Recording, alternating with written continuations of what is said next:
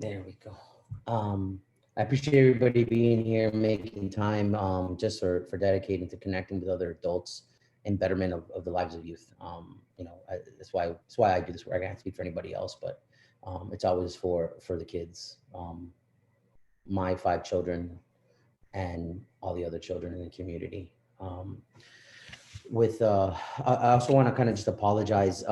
It's always my intention when I presented this material, as of recently, because we just finished up.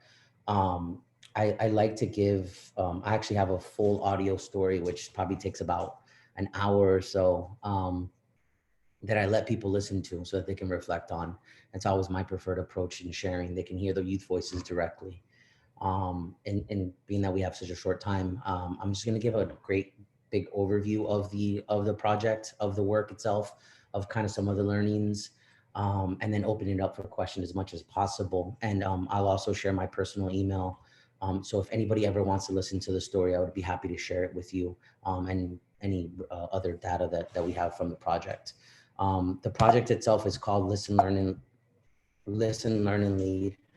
And Renata sort of set it up real beautifully, talking about Dr. Raj. That is the big bro right there, and I give him a special thanks. This this this particular project was his brainchild. He was a member of the Juvenile Justice Advisory Committee here in the state of Minnesota, and he designed this project and pushed and advocated hard to get money for it. And I was merely the person chosen to execute, at the state level, and I was lucky enough to do that, and that was a great opportunity to be in service to the community. So just a big shout out to Dr. Raj for doing this and always being an advocate, for community. I also like to just give a special thanks to the communities, that opened up, for us to come in and sit in space. Had some really good times in community spaces throughout the state, connecting with people. And of course, I would probably say first and foremost, a special thanks to the youth that shared their I like to call them the tales of trauma and triumph. Um, because even the gory stories are always the ones that tell us on how to be victorious. So I just special thanks to them. And this is Dr. Raj, and that's one of his sort of famous quotes: "Listen, learn, and only then you can make a difference." And literally, this is what the project was called: "Listen, Learn, and Lead." And something that it's a good motto that I live by. Um, but like I said, the origin, it came from Dr. Raj, who's what he calls a recovering criminologist over at Metro State University here in Minnesota. He was on the Juvenile Justice Advisory Committee, and that's where the money came through. But it was in partnership with with an organization called RJCA, which is Restorative Justice Community Action out of Minneapolis, that does restorative justice work in the community, and they were sort of the fiscal agent in the community, that kept us going. And I was the project coordinator, I guess you could say, to execute it. But it was federal funding. This was, and my understanding, I don't get too caught up in the details, but my understanding, the grant, according to the grant managers at that time, and I think they still do. I think if it wasn't for the pandemic, they'd still have greater interest. But this was the first time that federal funds were used to directly listen to youth, and especially in this manner. So they were pretty interested in what comes of this project. But it was a state grant through the OJP, Office of Justice Programming, and then it was community managed. RJCA is in community, myself, I'm in community, and others. The plan itself, and so this was the implementation plan, which was, there are 10 judicial districts in the state of Minnesota. And the approach was that this was going to be obviously federally funded, state managed, right? But the planning was at a state level, but all the execution was going to be at a local level. And what that meant is, so even though I was the grant manager, one very obvious and relevant weakness of mine, or shortcoming or obstacle, you might say, is that I'm a Florida native. I was born and raised in South Florida. My roots are there. And so at the time, I had only been up here a couple of years, and I don't have the networks throughout the state. I don't have the known community throughout the state. I have community, but I wouldn't say statewide. And so the idea was, the plan for the project was already designed in such a way that wasn't really a big obstacle. And that was that even though I was a project coordinator, what we would do is we would hire what was called a district navigator in each of the judicial districts to basically execute a listening session in each in their district. And so we would find somebody, we would hire them, we would pay them their amount, and they would find the location, recruit the youth, recruit the adults, and then we would execute the day of. I would come in and kind of handle the admin and the financial aspect of it, and then as well as make sure that everything was going smooth. And that's how, and so that's why I say state planning, but local execution. It was very much community based. The majority of the venues that we had it, I would say the most impactful, the most like the best one, I hate to say it that way, but for me, it was really impactful for my work was when our very first one for District 9. And that was held in a tribal court up in Leech Lake. And it was in the tribal court, which is in Circle. We started in ceremony with medicine. And it was hugely impactful for me in the sense that it set the tone for the rest of the project. But everywhere else was community schools, some regular public schools, libraries. Where else have we done it? Yeah, just random places. Like it was all community oriented places. And the format itself was a fishbowl circle. Those, I'm sure many of you are familiar with Circle, right? Where we sit in Circle and there's not enough time to really go into it. But most circles where we just sit in one single circle. With a fishbowl circle, there's a circle within a circle. And so the inner circle was the facilitator and the youth. And Raj facilitated all but one of the sessions. It was the facilitator and the youth. And then an outside circle were adults listening. And the sessions were about 2 to 3 hours long. And several rounds of circle with the youth talking, with the youth sharing their wisdom. And at the very end, the adults were given a small time to say, to basically just, what are you walking away with? Based on what you heard today, what are you walking away with? What stood out for you? And that was very intentional because I think, and I don't know how to say it nicely ever. I think adults give themselves too much credit and they crave too much of a platform, including myself. So I'll start with myself first and foremost.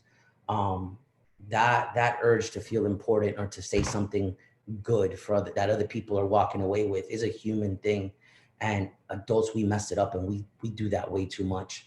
And so the design was like, let's just listen to the youth and hey, adults, you're allowed to just introduce yourself and tell us what you're walking away with.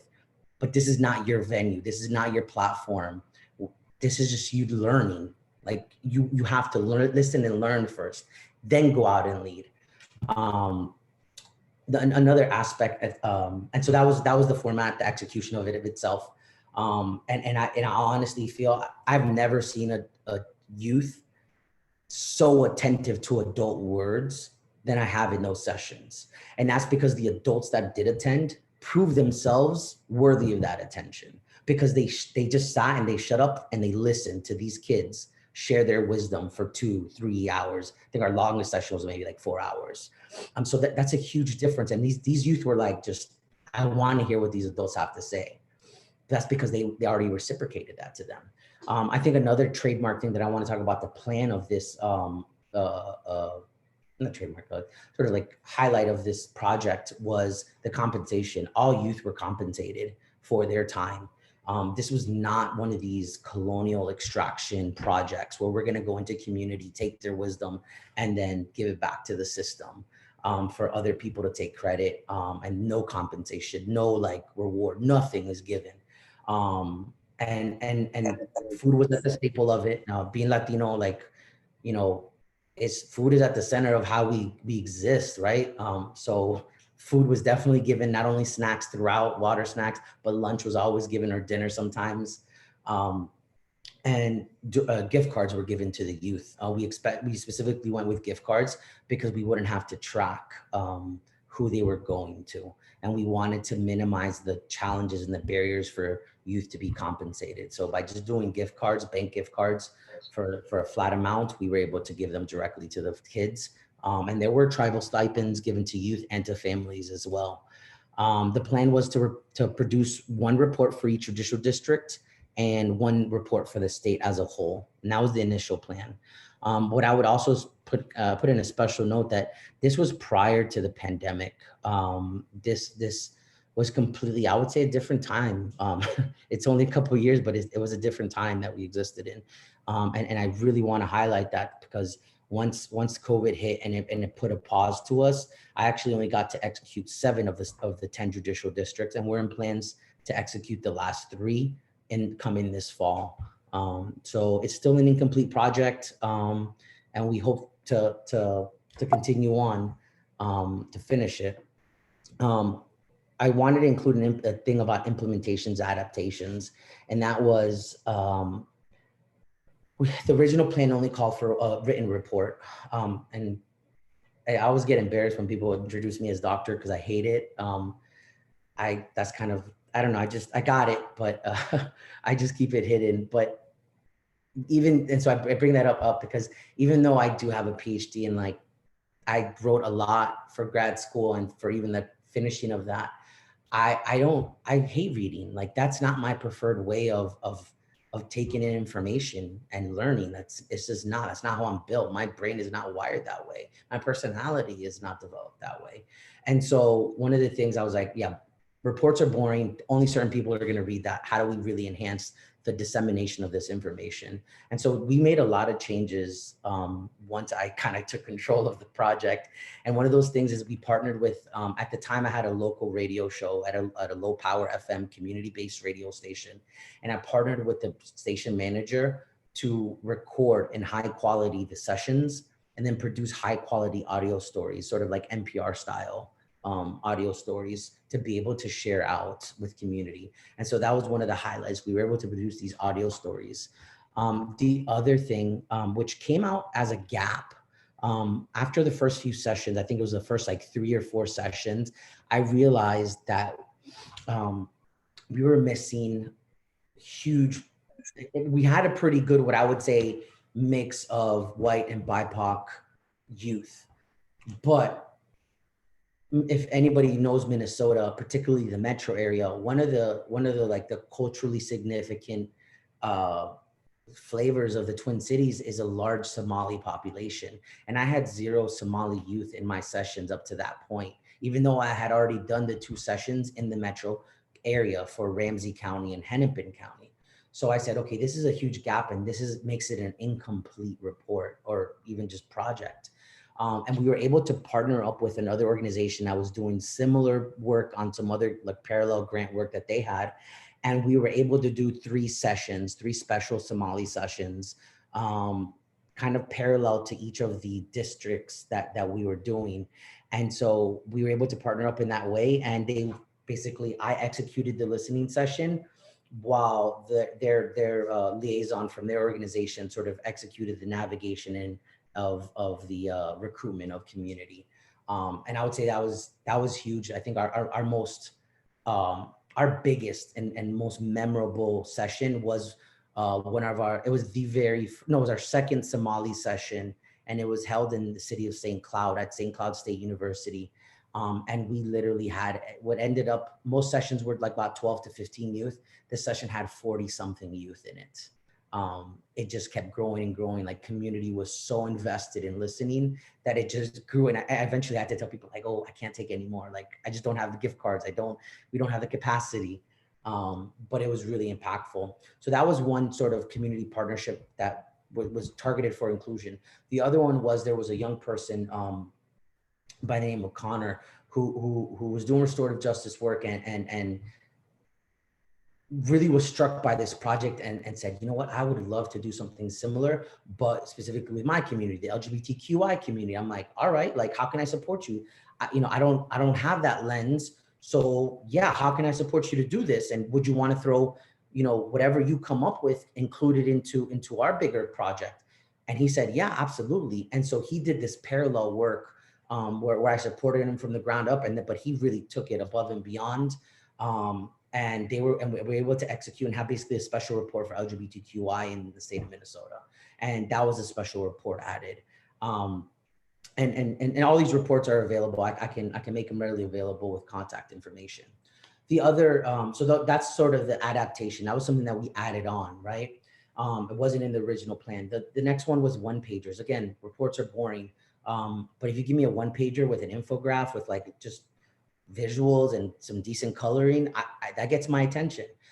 And so I don't have the visual talent, the graphic talent, but my partner, my wife, she does, and she created one pagers. She's like, hey, I can help you out. I'll create one pagers with basically summarizing the report into a one pager. I'm like, yeah, that's awesome. So we were able to do that, which happily enough, I'm going to be presenting, this at the NACRJ conference coming up in July in Chicago, and I'm getting those one pagers printed out into posters so that I can put them up. And then finally, the adaptation, and I put an asterisk on it because it's still up in the air. Again, COVID sort of put this huge bump, just pause on it, was that we were going to have what was called the Governor's Summit, where we're going to invite all the youth involved in the listening sessions to a summit, basically hosted by the governor, lieutenant governor, and youth workers, and basically presenting on a large scale, on a huge platform, the wisdom that was captured at these listening sessions. And that's still up in the air. I think the other context of in the original plan, when I was talking about pre-pandemic context, was most of our sessions were held in the context that the state of Minnesota had, I don't know how many millions of dollars in a surplus. And they were trying to find ways how to properly invest that. And juvenile justice was one of those areas that they really wanted to lean into. And so, again, that was a different time that people were really a little bit more interested in that. Now I think we're recovering. We're starting to restabilize and put forth the effort needed for juvenile justice. When I talk about so that was the plan, some pivots, some adaptations that we did after the fact. The next one was connections, right? Like, this is sort of who we were able to reach. And these are just tentative numbers. I'll be honest with you. I ripped them off of just some rough numbers that I had etched out in my notes. I didn't tally everything up before I put this presentation together. And especially I didn't want to give it a specific number also because this project is incomplete. There's still more to be done. But yeah, there were 7 core sessions done. So like I said, 10 judicial district. We were only able to do listening sessions in 7 of the districts. And of those, there was about 105 youth that participated and about 60 adults. The 3 Somali sessions that were parallel to 3 of the core sessions included about 70 youth and about 40 adults. And the LGBTQ plus work, those sessions it was about 3 to 4, and it included about 50 people. One thing that Connor did, he didn't differentiate necessarily between youth and adult. And even though he did fishbowl circles, some of his circles were not in the fishbowl circle. And it was just a slightly different format, but I think it was still absolutely necessary to include that work into our work. The one thing with regards to the plan, with the fishbowl circle, the youth, we just kind of kept it pretty flexible, with ages. So we had ages ranging from, I think our youngest was about 10 years old, and our oldest, I think, was like a 22-year-old. And the adults, we just wanted adults that were involved in youth work, whether education, probation, legal defense, YMCA, didn't matter. If you were interested in youth and youth, the lives of youth, like, come out, listen, learn something. And so that's what we targeted. Unfortunately, that was it was really easy to get to youth to want to come and share their wisdom. I think it was really difficult to get adults, particularly adults that held what they would probably consider little titles. They were too important. They were like, oh, we'll try to find the time. I'm like, okay, you don't have to come. Like, if you don't want to come, I don't want you there. I'm that Latino and Florida boy in me. Like, I don't mix in well in Minnesota a lot of times because I'm transparent, I'm open. And so I had to tell people, I'm like, yeah, you're not wanted. Like, if you're not going to come for them, please don't come. Like, this is not something that's not important. This is important. And it's important to the youth because they're sharing. So if you want to come, please come. But if you don't want to come, we don't want you there. Like, that's okay with me. I want people who are invested in youth, not people who are invested in their own titles and the performative actions, so that they could be seen like, oh, well, who else is going to be there? That doesn't matter. Um, with that said, these were the themes. I want to say it's a long list, but I think it's also a short list. We just did a very simple qualitative sort of like themed analysis. And the report, for the most part, if you want anybody asks for it and get to see it, I relied heavily on quotes. And that was because this report is about the wisdom that the youth shared, not about the wisdom that Christopher Mendez thinks that he sees. So I tried to rely as heavily as possible on quotes and very strict thematic analysis. And these are some of those themes that they talked about, that they discussed on things that have impacted their life. And you could see, I think none of these are going to be new to any of you if you're involved with youth work, in particular with the juvenile justice system.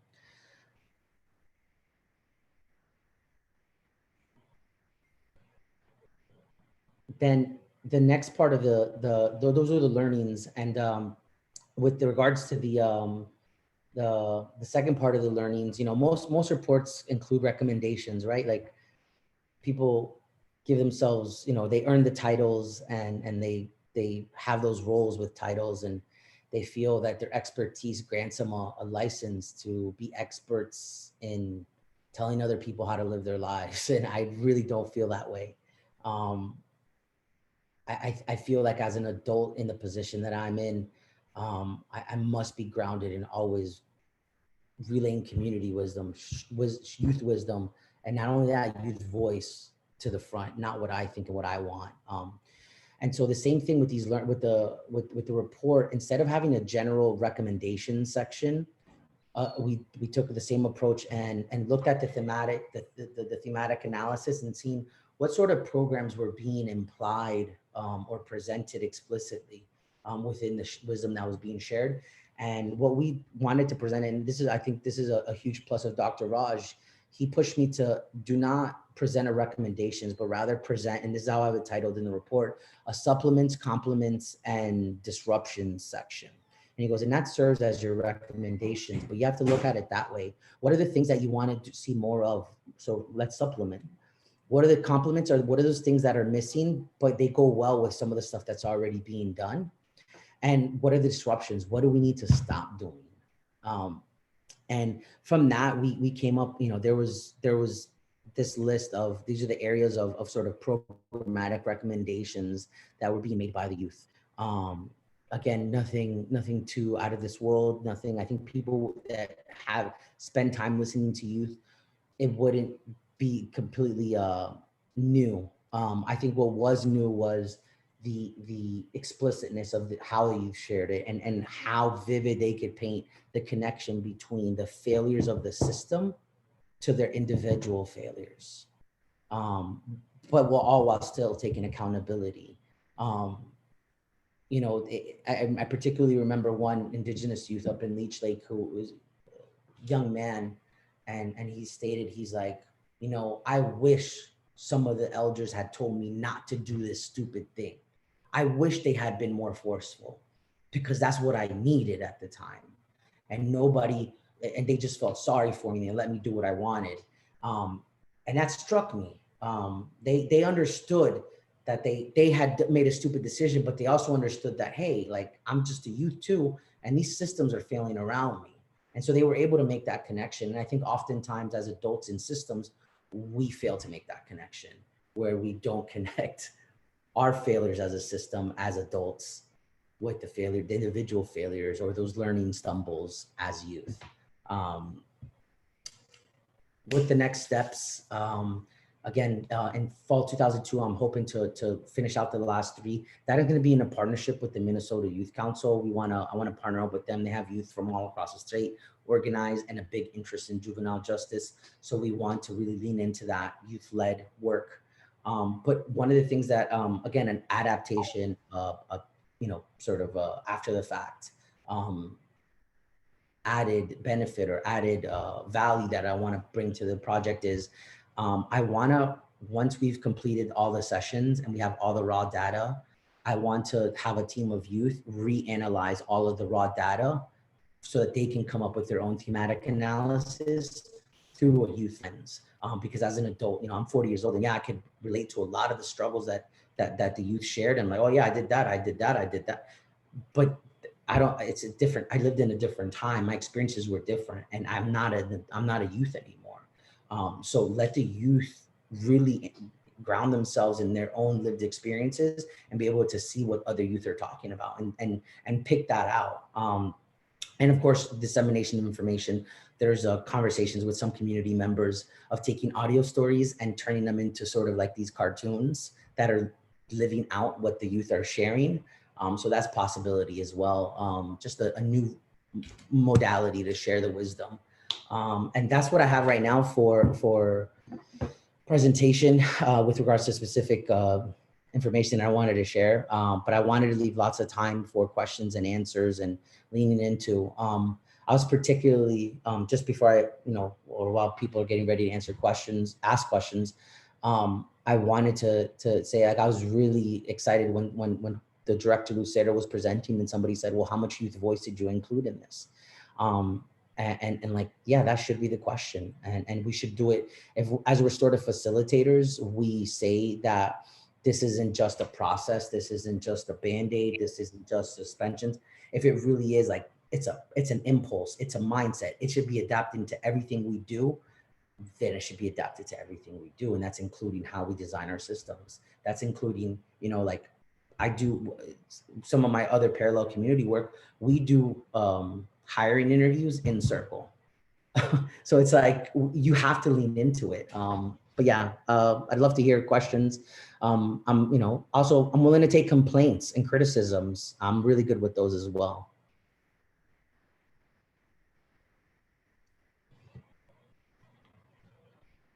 Okay, I haven't located questions in the chat. So it looks like we might want to go to, let's see, I'm looking here to see if there are any questions. Yeah. Oh, I don't see any. Yeah, wait a minute. Did well, or I did really bad. No, I think you were extremely thorough, but Professor Valerie has a question. Hi, Chris. Hey, Ms. How you doing, Ms. Renata? Good. So, my question is, for the youth that you had participate in your listening sessions. Yes, ma'am. How did you select them, or did they just self-volunteer? So, our district navigator. So I would identify with recommendations from community, find a district navigator for one particular district, and that person would be somebody, with the expectation is you were recruiting youth from all across. And I gave very general guidance of, like, just think about that you wanted to reflect those, not only the voices of the community, but I was also think about what are the voices that we often ignore in our systems. What are the voices? Because everybody already has a voice. This project wasn't giving voice. This project was simply turning down the volume of adults and turning up the volume of youth. So what are those voices that we often put barriers to?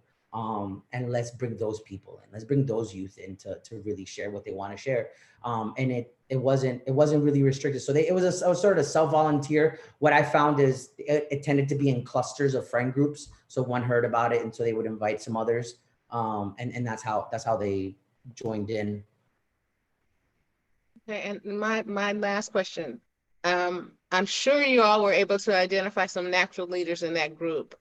Yes. And how have you used their talents?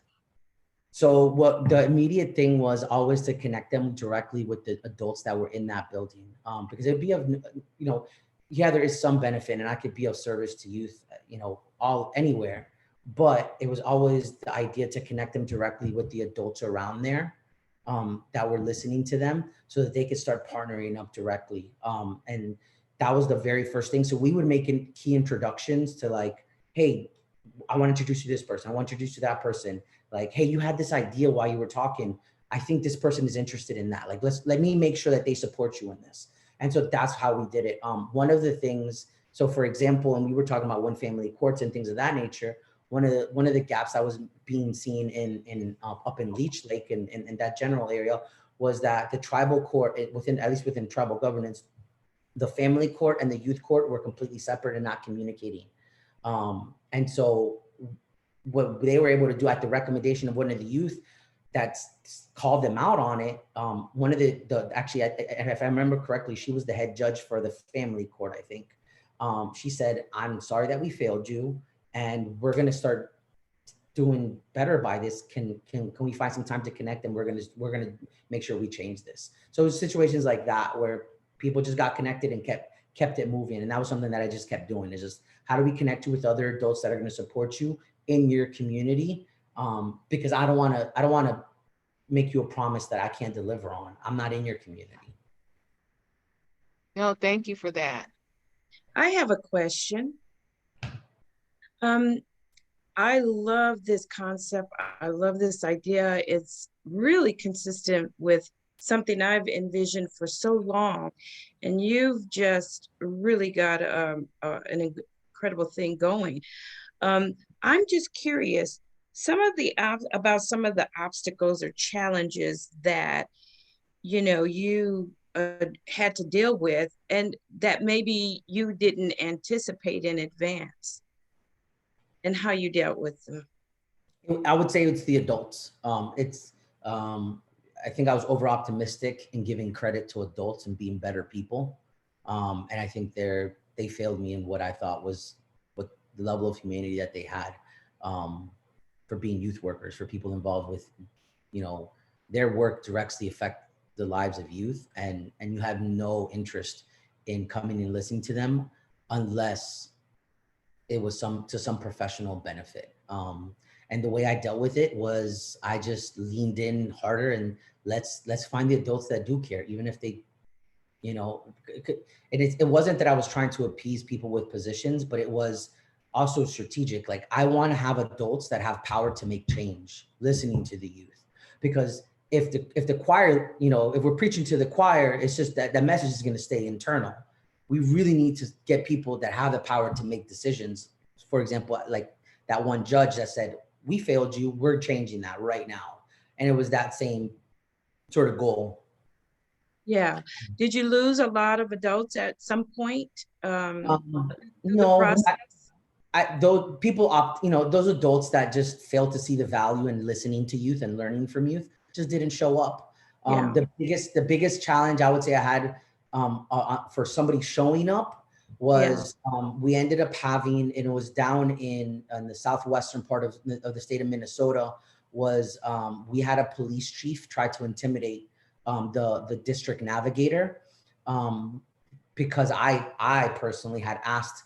The police chief decided not to come because they said they were too busy. They sent one of their patrol people to attend, and he came in fully in uniform with the duty belt and everything. And I stopped him and I said, "Hey, and I had a really good conversation. And I said, can you please not come in with your gun? Like, is that a possibility?" And I explained to him everything, like having come from the military, law enforcement, been trained by civilian law enforcement, I could speak their language and tell them, like, hey, your presence is actually the very first step in the use of force. That's how you're trained. That's how it's understood. So by you coming in uniform and with a gun, you're already exerting force on these youth. So can we just not do that? Like, it's also not a best practice for law enforcement around youth work for you to be in a full duty belt and a full uniform.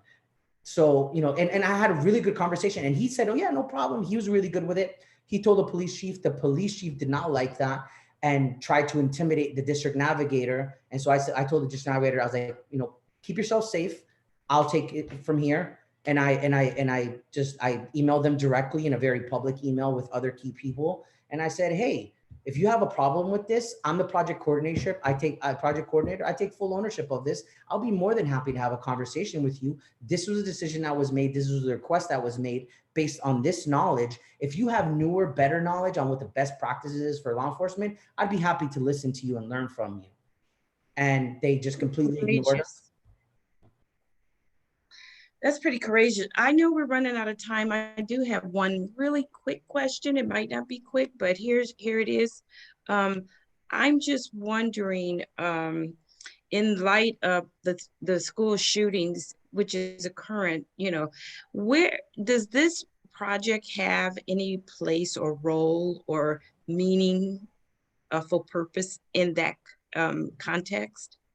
I think it does. I think if we don't go to the youth to figure out what's going to fix things, we'll Mhm. never fix it.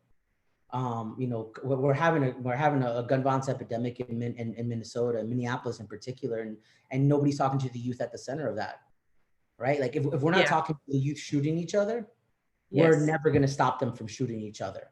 Like no matter what your lived experiences are, no matter yeah, what titles you hold, if you're not going directly to them to figure yeah. out what needs to be done, you failed and you'll continue to fail.